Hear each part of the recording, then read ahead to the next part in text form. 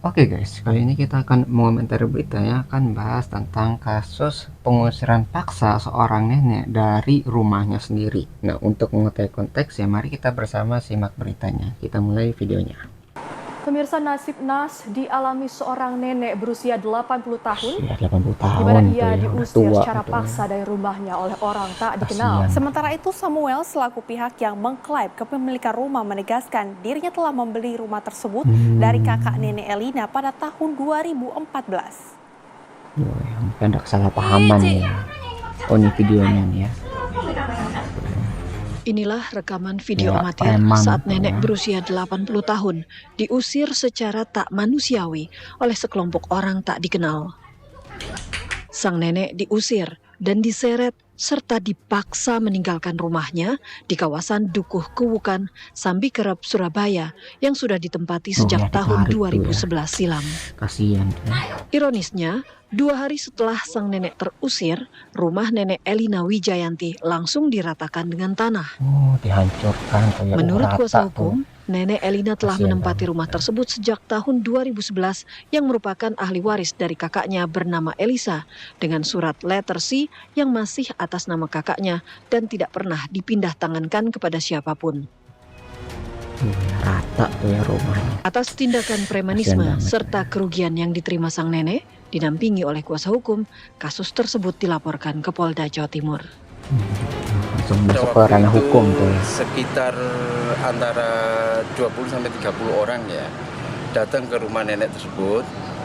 Terus kemudian setelah itu melakukan pengusiran secara paksa. Usai viral soal pengusiran nenek Elina Wijayanti, Wakil Wali Kota Surabaya Armuji langsung mendatangi lokasi rumah nenek yang kini sudah terbongkar. Sudah rata Di hadapan sama tanah. Armuji, Samuel selaku pihak yang mengeklaim kepemilikan rumah yang melakukan pengusiran nenek menegaskan dirinya telah membeli rumah tersebut dari kakak nenek Elina selaku pemilik rumah pada tahun 2014. 14 Pak, tempo hari saya sudah beli sama Tante Elisa. Beli sama Tante Elisa. Terus 14 Pak, tahun berapa? 2014. Ada semuanya surat. Ada semuanya. Surat apa? Letter C-nya ada, surat jual belinya ada, lengkap Pak. Letter C dari mana? Dari kelurahan Pak, Dari kelurahan. dari kelurahan. Kita belum melihat salah benarnya. Iya. Kalau Bapak merasa benar, itu kan ada jalurnya proses hukum toh. Nah, ini yang dilakukan dengan cara-cara brutal seperti ini. Ini brutal sekali, dikecam seluruh Indonesia, mengecam sampean Pak nanti Pak. Ya, jadi kayak masih dalam bentuk apa ya, sengketa lah. Jadi masih ada klaimnya dari yang orang beli sama orang yang masih punya gitu. Seharusnya belum ada tindakan, harusnya kan harusnya nggak boleh dibongkar dan sebagainya karena masih sengketa statusnya. Itu yang menjadi masalah. Dan pagi saat tadi ya mengeluarkan si nenek tadi itu dengan cara yang tidak manusiawi, dengan ditarik gitu, dikeluar secara paksa.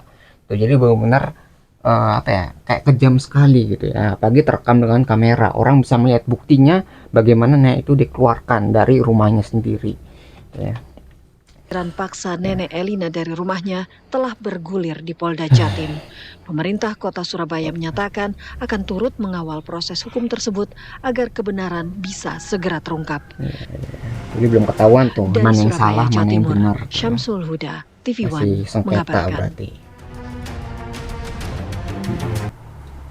Ya, soalnya kayak gini ya, dua pihak itu bilang masih punya bukti gitu, kayak bukti klaim atas tanah tersebut gitu. Satu kan tadi yang punya apa, kepemilik, yang satu udah bilang udah beli gitu kan, ada buktinya katanya, dan si nenek juga katanya masih punya gitu kan, yang warisan gitu dari kakaknya ya, si Elisa gitu.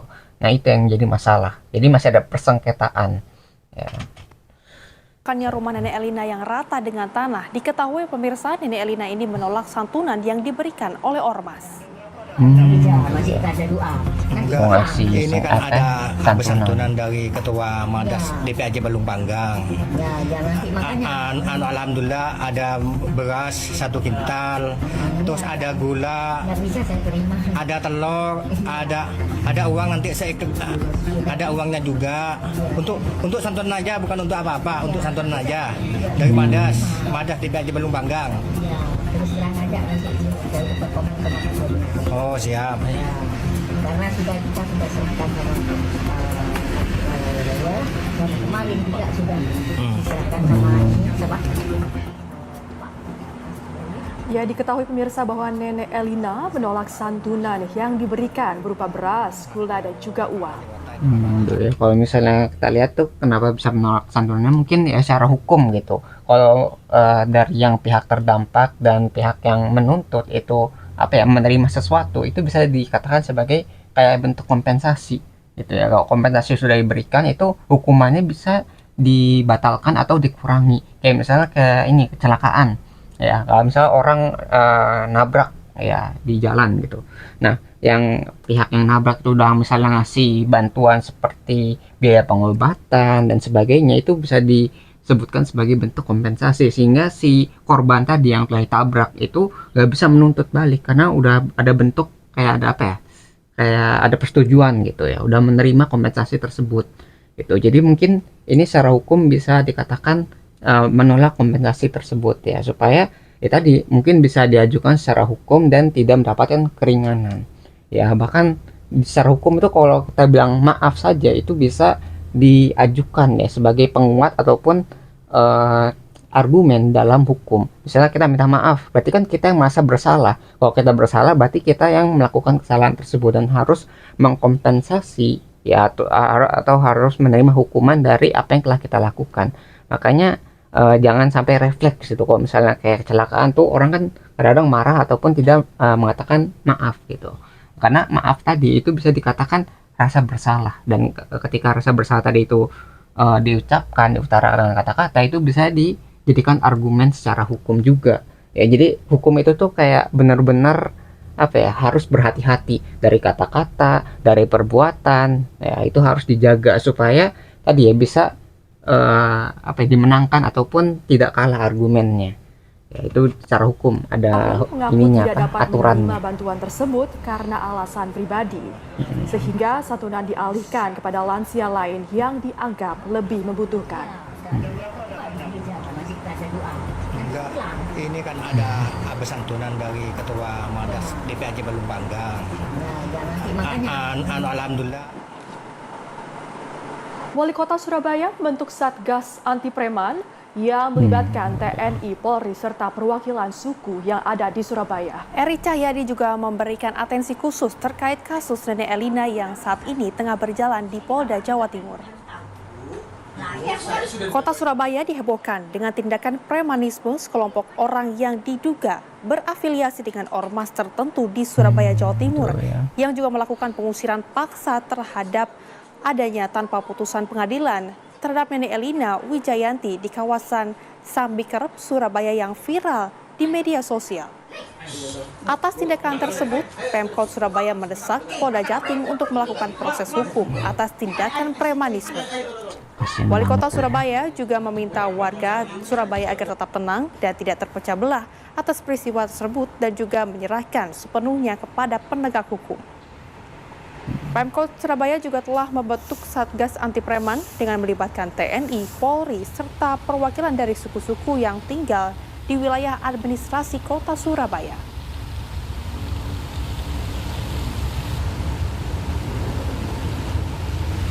Sehingga apa? Ada kepercayaan, ada trust warga.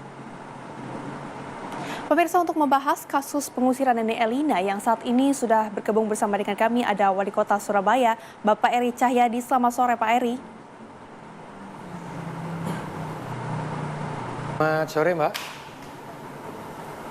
Baik, Pak, ini kan kasusnya sudah viral di mana-mana, terutama di sosial media. Selamat Kami juga sore, ingin tahu, Pak, Mbak. awalnya sebetulnya kronologi kasusnya seperti apa, Pak?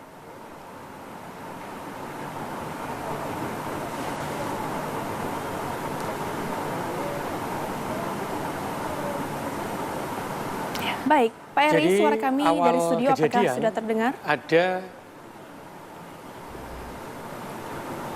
terdengar pelan sekali ya, Mbak. Baik. Baik, Pak, ini kami juga ingin tahu, mungkin bisa dijelaskan bagaimana kronologinya?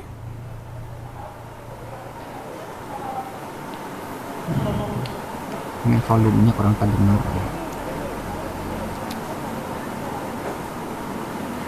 Jadi kronologinya ada orang yang merasa bahwa dia memiliki tanah itu dengan melakukan jual beli. Jual beli pada gitu ya. kakaknya dari nenek Elina ini. Dan kejadian ini sebenarnya sudah terjadi di bulan Agustus atau Oktober atau Agustus begitu, saya lupa. Sehingga terjadi permasalahan itu. Dan ini dimintakan, dan kami dari kecamatan diminta untuk kami dudukkan bersama terkait hal ini. Ternyata tidak terjadi titik temu karena merasa bahwa Pak Samuel tadi merasa bahwa dia sudah melakukan jual beli. Juga sudah ada akte jual beli IJB dan AJB. Tapi Nenek Elina ini mengatakan tidak ada dan belum ada karena beliau adalah ahli waris dari si kakak. Sehingga dari proses ini terjadi pemindahan yang dilakukan oleh beberapa orang. Nenek dikeluarkan dari rumah yang ditempati oleh beliaunya. Dan kasus ini masuk di ranah hukum. Karena di kecamatan pun, petugas kecamatan untuk pembuktian data-data itu petugas pemerintah kota juga dilakukan pemeriksaan oleh Polda pada tanggal 17 November. Nah dari situlah baru kejadian ini kemarin terjadi viral ketika rumah itu dirobohkan. Karena yang merobohkan merasa bahwa itu adalah haknya karena memiliki sertifikat. Tapi hal ini sudah masuk ke proses hukum, pembuktian apakah akte jual, mohon maaf, bukan terkait dengan sertifikat, tapi akte jual beli. Maka mohon maaf, maka akte jual beli ini harus dibuktikan di pihak penyidik untuk memastikan bahwa apakah ini sudah benar-benar terjadi atau tidak. Tapi bagaimanapun. Ya, itu yang jadi sengketa, yang jadi permasalahannya. Yang satu bilang, oh saya udah beli nih, udah punya buktinya, ada apa ya, akte gitu kan, ada pembeliannya. Yang satu bilang, oh ini belum ada jual beli gitu. Jadi ada klaim dua-duanya. Yang satu bilang begini, yang satu bilang begitu. Dua-duanya merasa benar gitu. Makanya harusnya diselesaikan secara hukum gitu. Nggak boleh kayak gini ya, mengusir secara paksa sampai menghancurkan rumahnya. Padahal itu masih belum jelas benar yang benar siapa, yang salah siapa gitu. Kalau misalnya yang udah beli benar gitu kan, berarti emang punya hak untuk memiliki rumah tersebut gitu ya, sampai menghancurkannya karena itu udah punya milik dia gitulah, udah punya dia. Nah kalau misalnya yang diklaim tadi nggak benar, berarti dia yang salah gitu kan. Belum ada kebenarannya, belum bisa dibuktikan, tapi sudah melakukan tindakan seperti ini. Itu yang menjadi masalah gitu kan. Yang dikeluarkan dari rumah ini, maka saya berharap kekerasan tidak terjadi di kota Surabaya. Karena Surabaya ini adalah rumah bagi semua, seperti keluarga bagi agama yang ada di kota Surabaya. Ya Pak Eri, mengingat ini juga sudah masuk ke proses hukum begitu, lalu apakah Pemkot Surabaya juga akan memberikan pendampingan kepada Nenek Elida? Ya, pemerintah kota dengan hal ini, meskipun apakah tadi memiliki bukti kepemilikan AJB dan IJB, tetapi dengan model kekerasan, maka kita sebagai keluarga tidak akan pernah membiarkan itu. Kita harus tetap menjaga perdamaian, kedamaian, kenyamanan di kota Surabaya dan keamanan. Karena itulah kita akan mendampingi Nenek Elia tadi dengan satu, kita memberikan atensi kepada Polda agar menjadi atensi utama. Agar apa? Jelas siapa yang salah dan siapa yang benar. Karena hal ini dibutuhkan ketegasan agar muncul trust dari masyarakat Surabaya terhadap kasus ini. Yang kedua, kami juga membentuk dengan kejadian adalah Satgas Premanisme yang kita bentuk dan kita sudah keluarkan SK. Nanti hari Senin kami sosialisasikan, yang itu terdiri dari kepolisian, dari TNI, dari Polri, dari Kejaksaan, semuanya akan kita jadikan satu. Sehingga saya berharap kejadian ini menjadikan pembelajaran bagi kita semuanya. Siapapun yang melakukan kekerasan di Surabaya harus kita tindak tegas. Meskipun dalam hal kebenaran, benar punya data semuanya, tapi kekerasan tolong tinggalkan dari Surabaya. Karena ini adalah kekeluargaan. Surabaya dibangun dengan kekeluargaan dan dibangun dengan dasar agama dan Pancasila. Itulah yang kita lakukan dengan pendampingan tadi, insya Allah. Maka Satgas Anti Preman ini kita akan sampaikan, dan saya berharap warga Surabaya ketika ada kejadian ini langsung bisa menghubungi Satgas Anti Preman yang kami sudah bersiap dengan TNI Polri yang ada di kota Surabaya, Forkompinda yang ada di kota Surabaya. Ya, jadi mau kayak ada Satgas itu bisa menyelesaikan masalah premanisme di tempat tersebut.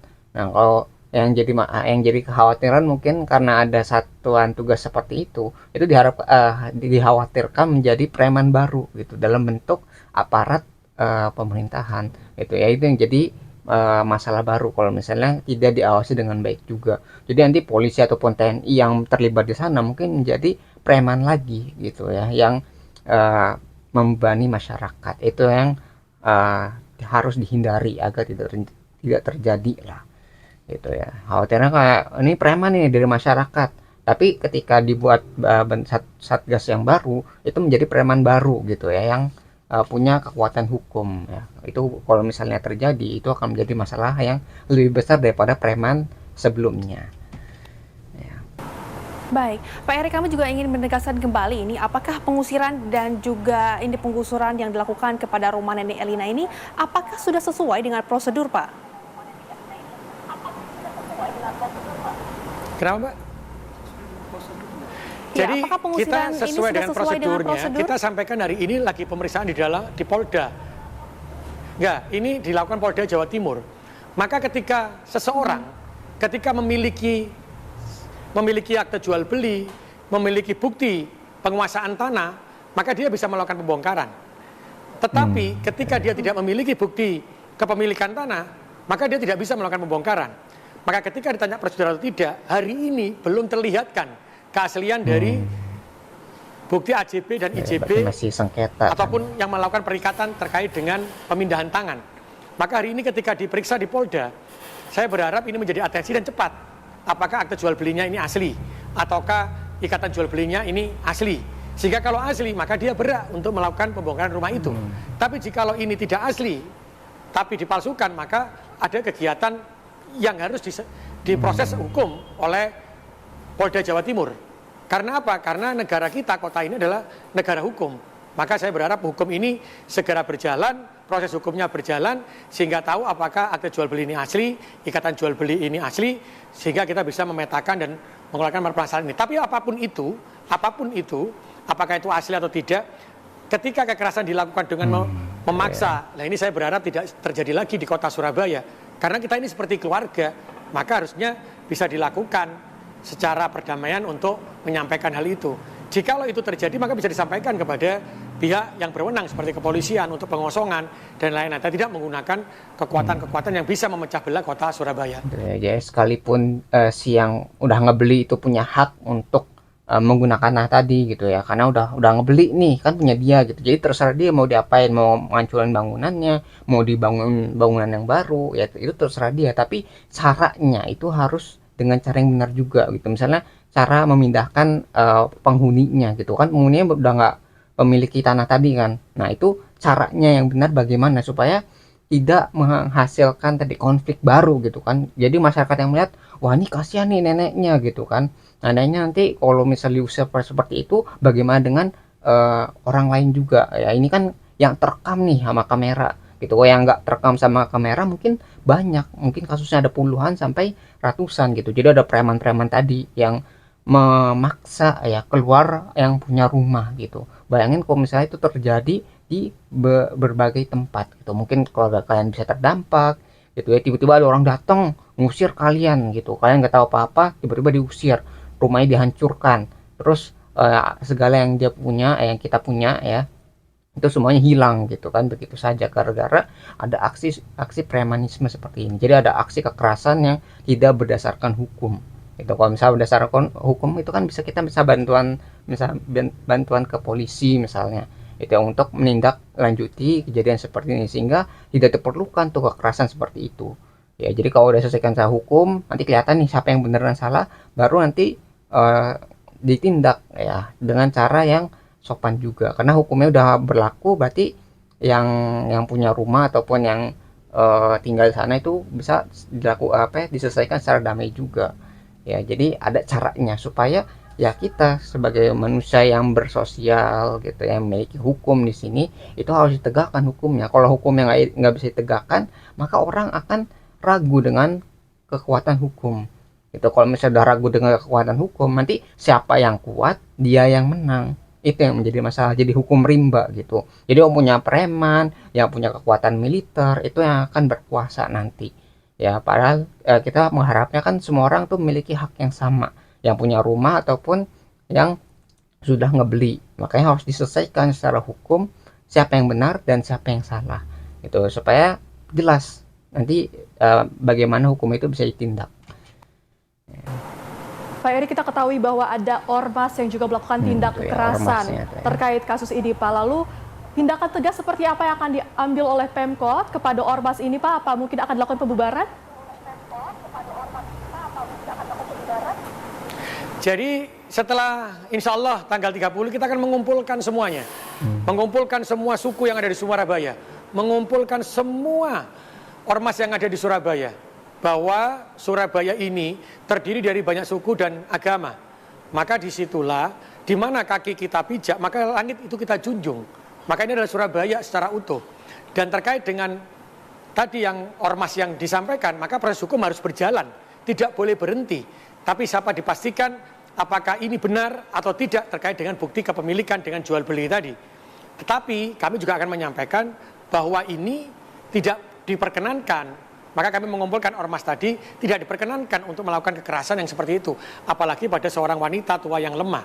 Maka seharusnya kita melindungi sesama seperti keluarga. Tetapi kalau itu menjadi hak milik untuk mengeluarkan bisa berhubungan dengan pihak yang berwajib. Agar apa? Agar ada dari sisi hukum bisa berjalan sesuai dengan prosedur dan sisi hukumnya. Jadi kami juga nanti akan memanggil ormas yang bersangkutan, kita sampaikan. Tapi saya berharap tidak menghentikan proses hukumnya, sehingga di proses hukum ini bisa membuktikan akte jual beli ini asli atau tidak. Sehingga langkah ke depan juga akan lebih pasti. Karena kasihan nenek ini ketika beliau mengatakan sampai hari ini tidak ada jual beli dan beliau adalah ahli waris. Tapi di pihak yang satu mengatakan bahwa sudah melakukan jual beli dengan kakak dari nenek Erlina. Baik, tentunya kami harapkan agar kasus ini juga segera menemui titik terang. Terima kasih Pak Eri Cahyadi selaku Wali Kota Surabaya. Selamat kembali beraktivitas, Pak Eri. Ya, jadi saya mungkin bisa pelajari dari ini ya, kasus pengusiran nenek dari rumahnya sendiri. Ya, jadi masih belum jelas tuh ternyata secara hukumnya. Ya, jadi kayak, wah ini apakah udah benar atau salahnya masih tanda tanya. Apakah yang benar itu yang punya tanahnya si neneknya, atau yang sudah ngebeli tanah tersebut gitu, karena masih belum ketahuan gitu mana yang benar. Itu masih ingin diselesaikan secara hukum. Kalau misalnya yang punya tanah itu si neneknya, berarti yang salah atau yang memasukkan dokumennya itu adalah yang ngebeli tadi. Tapi kalau misalnya yang beli ini udah benar datanya, berarti yang salah adalah neneknya, sehingga nenek itu tidak punya hak untuk tinggal di tempat itu. Ya, jadi ini masih dalam abu-abu lah warnanya gitu ya. Jadi kita belum ketahuan nih siapa yang benar dan siapa yang salah. Tapi saat preman tadi itu datang gitu ya, itu adalah hal yang salah karena belum ketahuan tuh kan siapa yang benar siapa yang salah, tapi tiba-tiba datang dan mengusir secara paksa si nenek tersebut. Ya, itu yang menjadi masalah. Mudah-mudahan kasus ini cepat selesai ya, kita kawal terus lah, kita lihat bagaimana kelanjutannya gitulah. Jangan sampai kita abaikan dan kasus ini mungkin terjadi lagi di kemudian hari. Itu yang mudah-mudahan bisa selesai lah dengan satuan tugas yang baru yang anti premanisme. Gitu lah. Mungkin itu yang bisa kita pelajari dari berita ini. Kalau kalian tertarik dengan sumber beritanya, link sudah saya cantumkan di deskripsi video. Nah, mungkin sekian yang bisa saya sampaikan. Semoga videonya bisa bermanfaat. Kurang lebih mohon maaf. Kita ketemu lagi di pembahasan selanjutnya, insya Allah.